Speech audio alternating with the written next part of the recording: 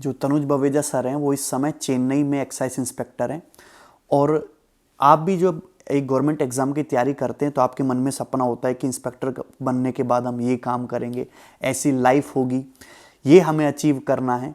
तो कैसी लाइफ होती है कि इंस्पेक्टर बनने के बाद, क्या आपका वर्क प्रोफाइल रहता है, क्या चैलेंजेस होते हैं और कितना आपको सपोर्ट मिलता है, गवर्नमेंट आपको क्या प्रोवाइड कर रही है और आप सोसाइटी के लिए क्या दे पा रहे हो, वो सब आपको बवेजा सर बताएंगे एक बार। तो लेट मी स्टार्ट विद, जब CGL 16 का रिज़ल्ट आया था तो मैंने घर फ़ोन करा कि मैं इंस्पेक्टर बन गया। तो वहाँ पे से ही प्राउड फीलिंग आनी शुरू हो जाती है आपको कि आप सच में एक अच्छी सी पोस्ट पे हो। आप कुछ सोसाइटी के लिए करोगे, कुछ अपने लिए भी करोगे, आपका एक अलग प्रोफाइल होगा। तो स्टार्टिंग मेरी वहीं से हो गई थी कि वहाँ की एक ऑफिसर करता क्या है, मेरे दिमाग में स्टार्टिंग में तब से ही चलने लग गया था जैसे ही मेरा रिज़ल्ट आया था फाइनल कि भाई मैं इंस्पेक्टर बन चुका हूँ। तो स्टार्टिंग मेरी हुई कि मेरे को अगस्त 2018 में वो उसके लिए फ़िज़िकल के लिए बुलाया गया। फ़िज़िकल कुछ नहीं था, सबसे बेसिक सा काम, आपकी हाइट, आपकी चेस्ट मेज़रमेंट, ये सब कराया गया स्टार्टिंग में। और सबसे बेसिक आपसे साइकिलिंग कराई गई, हालांकि अब साइकिलिंग हट चुकी है, और वॉकिंग कराई गई।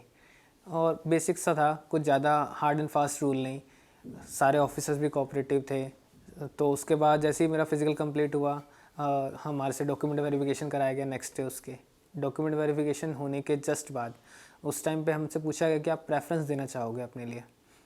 तो मेरे थोड़े पेरेंट्स ओल्ड एज हैं, उनको थोड़ी प्रॉब्लम भी थी, तो मैंने प्रेफरेंस दिया कि मैं चेन्नई में रहूँगा, क्योंकि चेन्नई में वर्ल्ड क्लास फैसिलिटीज़ कहते हैं हॉस्पिटल्स वगैरह की, अगर कुछ मिसअप हो जाए तो मैंने चेन्नई की प्रेफरेंस दी और मुझे चेन्नई मिल भी गया।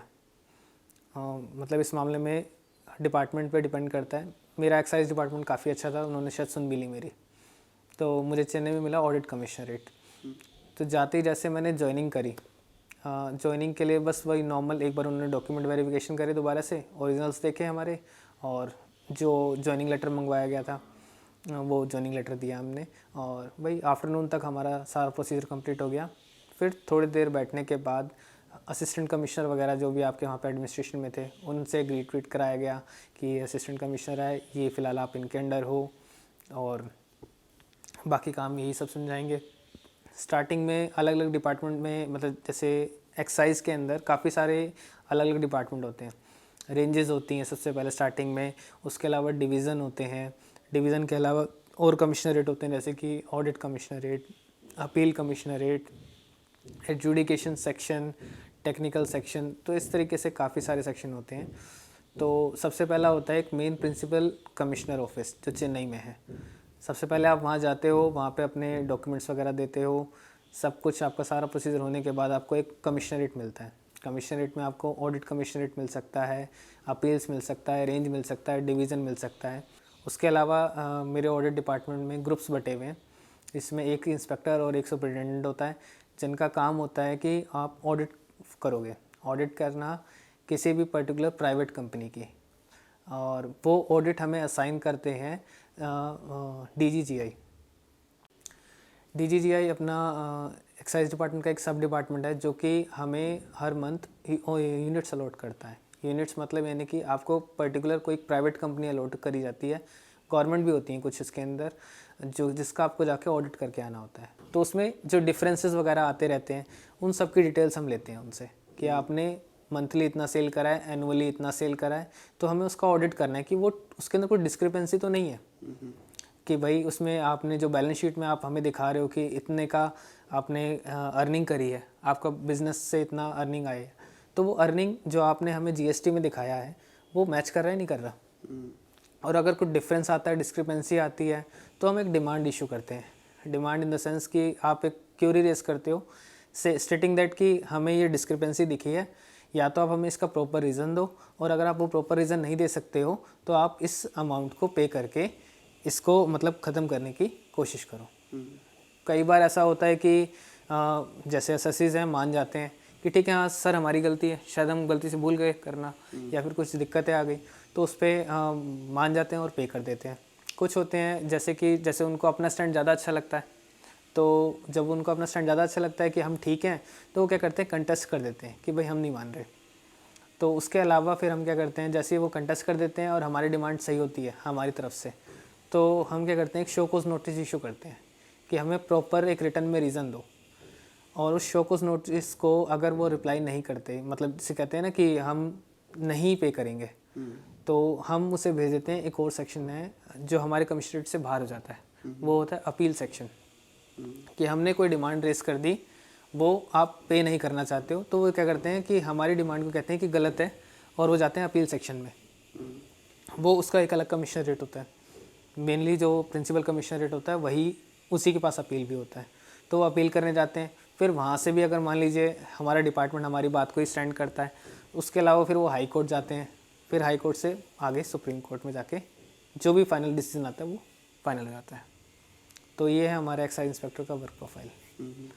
और इसके अलावा हाँ जी, स्टार्टिंग में आ जाऊँ तो मैंने जब ज्वाइन करा था 18 के अंदर, तो हर जगह ऑलमोस्ट अपने एरिया के लोग मिल जाते हैं, सारे हेल्पफुल होते हैं, कुछ ना कुछ बता भी देते हैं कि यहाँ पर ऐसे इस प्लेसेस पे जगह मिल जाती हैं, नहीं तो फिर कुछ साथ में भी रह रहे होते हैं, तो किसी के पास जगह खाली हो तो वो सब आपस में हो जाता है। 15 दिन मैक्सिमम से मैक्सिमम आप सेटल हो जाते हो। मैं टेक्निकल रेजिग्नेशन दे के आया था। टेक्निकल रेजिग्नेशन मतलब जो मैं अपनी पुरानी जॉब छोड़ के नई जॉब में आता हूँ, तो उसे पुरानी सर्विस को काउंट करने के लिए जो हम टेक्निकल रेजिग्नेशन देते हैं, उसके 2 बेनिफिट होते हैं। मान लीजिए अगर आप सेम ग्रेड पे थे, तो आपके जो इंक्रीमेंट वहाँ लगे हुए होंगे वही इंक्रीमेंट यहाँ स्टार्टिंग से ही मिलने शुरू हो जाएंगे आपको, तो ये आपका बहुत बड़ा बेनिफिट है। मान लीजिए जैसे मैंने अभी यहाँ पर एक्साइज में मेरे को 2 साल हो गए, मैं 4600 ग्रेड पे में हूँ अभी, और मैं दोबारा ही 4600 ग्रेड पे में जाता हूँ, तो मैंने 2 साल में जितने इंक्रीमेंट लिए हैं, 2 इंक्रीमेंट बेसिकली, वो दोनों के दोनों इंक्रीमेंट मुझे अगली जॉब में स्टार्टिंग से ही मिल जाएंगे। तो मतलब मैं नॉर्मल जो न्यू ज्वाइनिंग है उससे ज़्यादा पैसा सैलरी मेरे को मिलेगी। तो ये मुझे फ़ायदा एक तो टेक्निकल रेजिग्नेशन का। और अगर मान लीजिए छोटे से बड़े में जाते हैं, जैसे मैं आया था 2800 से आया था मैं 4600 में, तो उसमें मुझे पे बेनिफिट तो नहीं मिल पाया कुछ खास, जीरो, वही सबका सेम स्टार्ट हुआ था। मुझे क्या हुआ था, 15 दिन की छुट्टियां एक्स्ट्रा मिल गई थी रेजिग्नेशन के नाम पर, कि मैं वहाँ से यहाँ तक का ट्रैवल करने का जो मुझे टाइम पीरियड मिलता है। और अगर आप परमानेंट हो तो आप क्या कहते हैं उसे, ट्रैवल अलाउंस के लिए एलिजिबल हो जाते हो। परमानेंट होते हो आप एटलीस्ट 2 साल के बाद, अनटिल अनलेस आपके ऊपर कोई क्यूरी ना उठी हो, मतलब कोई विजिलेंस केस ना हो, या फिर कोई मतलब आपके ऊपर कोई पेनल्टी वेनल्टी ना लगी हो। पेनल्टी के बहुत सारी चीज़ें होती हैं, जैसे कि आपने कुछ काम गलत करा हो, अगर वो नोटिसेबल है और आपके ऊपर कोई इंक्वायरी होती है तो आपको पेनल्टी लगाई जाती है, माइनर और मेजर। माइनर में आपको क्या होता है कि एक टर्म सुनी होगी, डाइज नोन। डाइज नोन के अंदर आपकी जो सर्विस है ब्रेक कर दी जाती है और आपकी ज़ीरो से दोबारा शुरू होती है, तो वो माइनर पेनल्टीज़ के अंदर आ जाती है। मेजर के अंदर आपके इंक्रीमेंट रोक लिए जाते हैं, 1 साल का इंक्रीमेंट रोक लिया जाए, 2 साल का इंक्रीमेंट रोक लिया जाए, और फाइनल होता है मेजर में डिसमिस फ्रॉम द जॉब, वो कि बहुत रेयर होती है, बहुत रेयर होती है, नहीं मिलती जनरली किसी को। और इंक्रीमेंट का मैंने आपको बताया ऑलरेडी, आपको वही जनवरी या जुलाई का होता है इंक्रीमेंट में। अगर आपने जून में ज्वाइन कर लिया है तो आपको पहला इंक्रीमेंट जनवरी में मिल जाएगा, और उसके बाद कैरी ऑन होके एक साल में। अगर आप प्रमोशन लेते हैं, प्रमोशन के टाइम पे थोड़ा सिनेरियो डिफरेंट हो जाता है, बट वो डिपार्टमेंट में आओगे तो आपको समझ आ जाएगा अच्छे से। जो इंक्रीमेंट होता है वो कितना होता है जो जनवरी में? सर स्लैब बने हुए हैं, जैसे मैंने 44,900 पे मैंने ज्वाइन करा था, तो मेरा स्टार्टिंग जैसे पहला इंक्रीमेंट लगा मेरा जनवरी में, जनवरी में मेरा इंक्रीमेंट लग के हो गया वो 46,200। ओके, तो वो स्लैब बने हुए हैं, 4600 ग्रेड पे की एक स्लैब है, 46,200 मेरा पहला 44,900 पहला बेसिक था, तो पहला इंक्रीमेंट लग के 46,200 हुआ। फिर उसके बाद जैसे सेकंड ईयर मेरा कंप्लीट हुआ तो मेरा बेसिक हो गया 47,600, जो कि 4800 का स्टार्टिंग है। ओके, हाँ जी, तो वो कहते हैं ना 2 साल के बाद आप 4600 और 4800 ऑलमोस्ट सेम हो जाता है, तो इसीलिए कहते हैं अच्छा कि सैलरी सेम होगी दोनों की। तो ये जो इंक्रीमेंट है जनवरी में हर साल होता है? हाँ जी सर, सेम। हाँ जी। अदर देन आप कैसा काम कर रहे हो वहाँ पे? सर नॉर्मली हाँ ये है, आप कैसा भी काम कर रहे हो, कितना कर रहे हो वो आपके ऊपर डिपेंड करेगा। हाँ, बट ये पक्के रहेंगे। और जो वर्किंग आवर्स है वो किस तरीके से हैं? सर एक्साइज के अंदर एक्चुअली हर डिपार्टमेंट का अलग अलग है। अगर आप रेंजेस में हो तो आपके ऑलमोस्ट फिक्स आवर्स हैं, मॉर्निंग 10-10:30 टू अराउंड 5-5:30 इवनिंग, आप इतने में ओके, सब कुछ ओके रहे, कोई कुछ परेशान भी नहीं करेगा। बट ऑडिट्स में क्या होता है, जैसे मेरा ये है कि मुझे ऑलमोस्ट 40-50 किलोमीटर कई बार दूर भी जाना पड़ता है।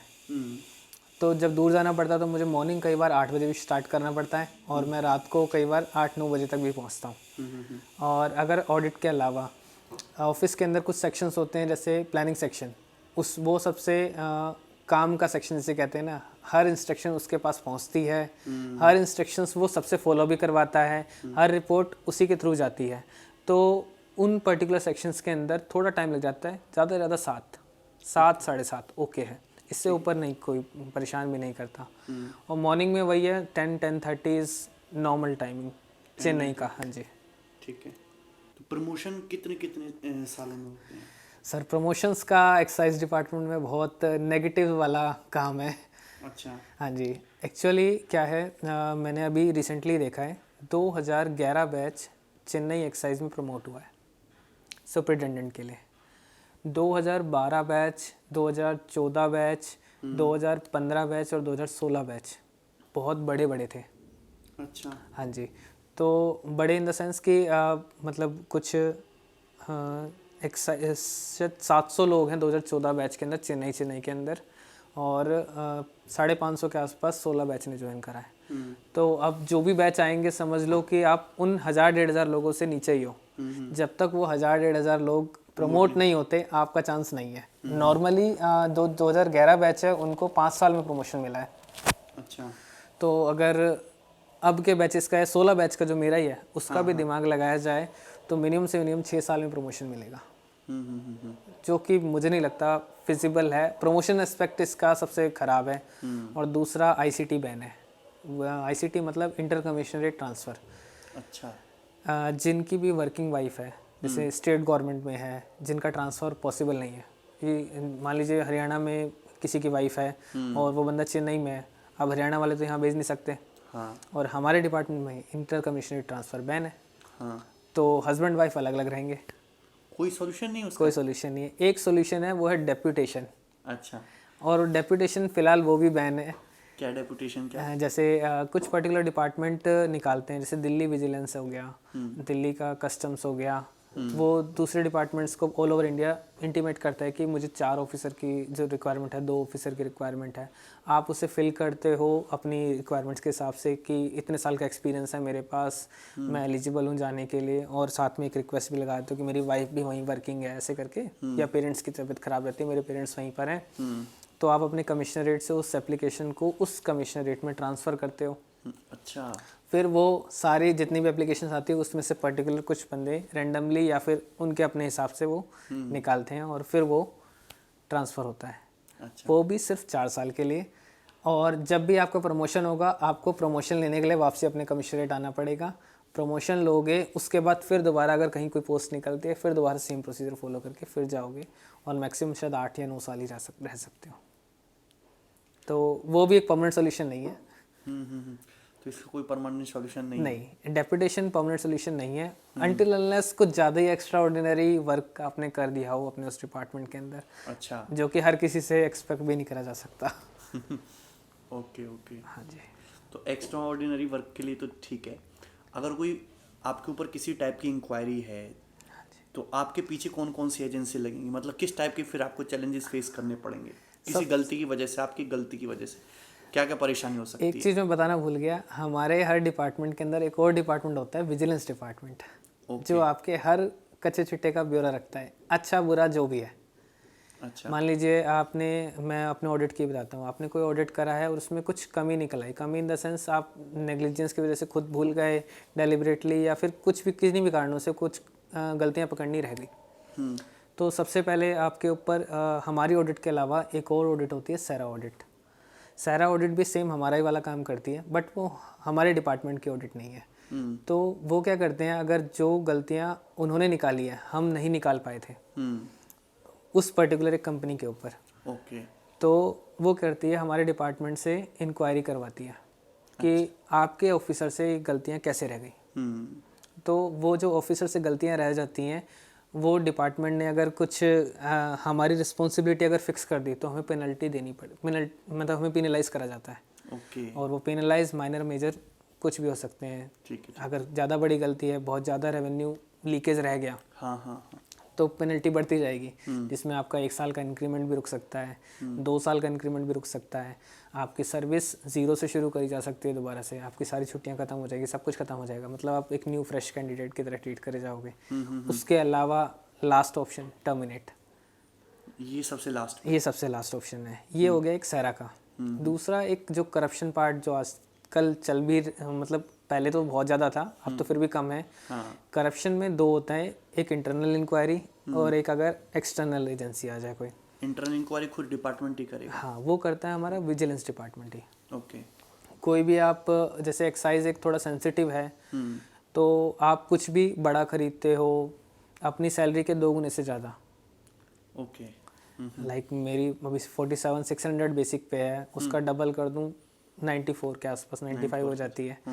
अगर मैं 1 लाख का कुछ भी सामान खरीदूंगा, मैं अपने डिपार्टमेंट को बताऊंगा अच्छा, रिटर्न में कि मैंने ये चीज़ खरीदा है, मैंने अपनी ये सेविंग से खरीदा है, मेरे फादर ने मुझे दिया है।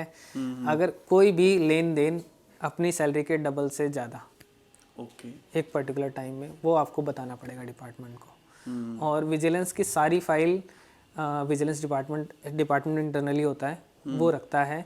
और आप कुछ भी इंटीमेट करते हो वो कमिश्नर के पास अप्रूवल के लिए जाती है। कमिश्नर अगर चाहे तो उन इंक्वायरीज़ को सीबीआई को भी ट्रांसफ़र करवा सकता है कि भाई इसको और कुछ पूछने की भी ज़रूरत है, इसमें कुछ दिक्कत लग रही है। जैसे बड़ी ट्रांजैक्शन होगी, किसी ने घर खरीदा, किसी ने बड़ा लोन लिया या किसी ने बड़े लोन की रीपेमेंट करी, तो उन इंक्वायरीज़ को सीबीआई तक को भी ट्रांसफ़र करा जा सकता है।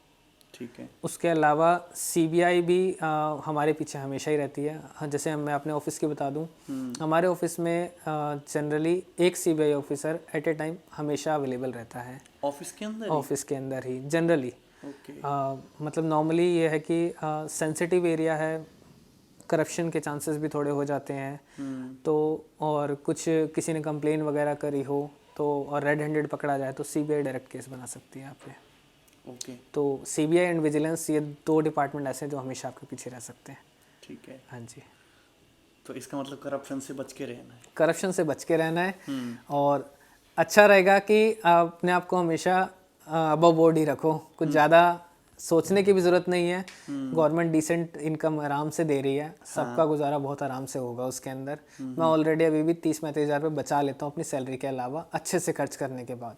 हाँ, आराम से बच जाते हैं। तो इसके अलावा हमारा एक डिपार्टमेंट होता है डायरेक्टरेट ऑफ रेवेन्यू इंटेलिजेंस, जो सबको यूनिफॉर्म में क्रेज़ होता है कि हमारे पास पावर है और हम किसी को भी जाके परेशानी तो कह सकते हैं, किसी भी को भी जाके हम कुछ भी डॉक्यूमेंट मांग सकते हैं, कुछ भी क्वेश्चन कर सकते हैं। एक्साइज के सारे डिपार्टमेंट्स में ये पावर नहीं है, सिर्फ एक के पास है, directorate of revenue intelligence, DRI जिसे कहते हैं। DRI इंटरनली और एक्सटर्नली दोनों पे वर्क कर सकता है। मतलब अगर चाहे तो वो अपने ऑफिसर के खिलाफ भी इंक्वायरी बना सकता है अगर किसी केस में पकड़ा जाए तो ये एजेंसी किसी गवर्नमेंट ऑफिस, किसी अदर हमारे गवर्नमेंट ऑफिस में, मतलब एक्साइज डिपार्टमेंट में। सर ये होता है ना, जैसे मैं एक छोटा सा एग्जांपल ही दूंगा। कस्टम्स में क्या होता है, बहुत सारे चांसेस होते हैं करप्शन के भी और स्मगलिंग के भी।